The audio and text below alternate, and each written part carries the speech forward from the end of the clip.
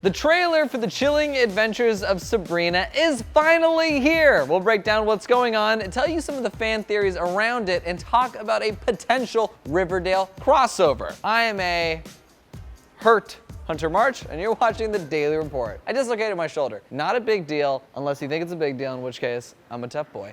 As I said, the trailer dropped yesterday, and boy does it look creepy and amazing. The series premieres on October 26th on Netflix, and it's by the same people who brought you Riverdale, so you know that it is going to be an excellent show. In the trailer, we learn that Sabrina is a half-witch, half-mortal, and on her 16th birthday, she is forced to choose between the witch world that her family belongs to and the human world with all of her friends.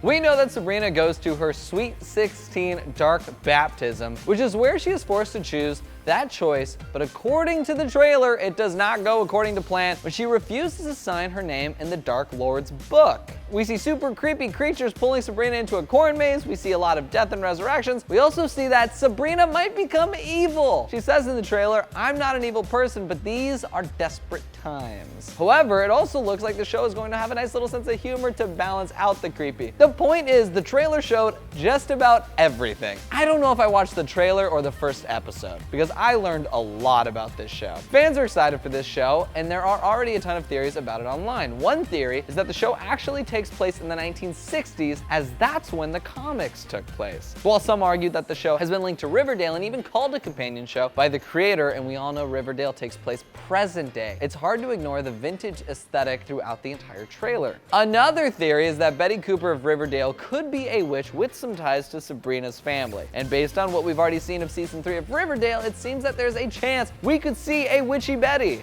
What if she goes to the beach? Then she'd be a sandwichy Betty.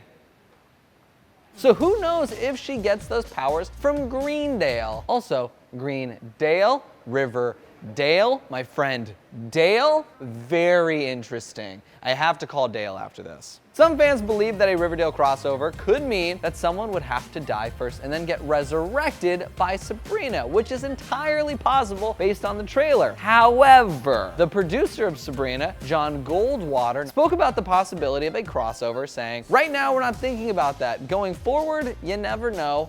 Maybe." And according to showrunner Roberto Aguirre-Sacasa, we almost got a crossover before Sabrina's show was even picked up. Roberto told Entertainment Weekly, "There was even a time when we talked about the season 1 cliffhanger being the arrival of Sabrina." And while we think that would have been incredible, we're glad to see that Riverdale stuck to the crime and pulp so that we can see Sabrina thrive in her own show. But we're still hoping for a crossover. And we want to know what you guys think. Are you excited for Sabrina, or are you more of a Riverdale only, never gonna touch anything else kind of show? Let us know in the comments below, and as always, don't forget to subscribe to AwesomenessTV. I'm Hunter March, and honestly, I'm a big fan of my friend. We grew up near the river. Used to call him Riverdale.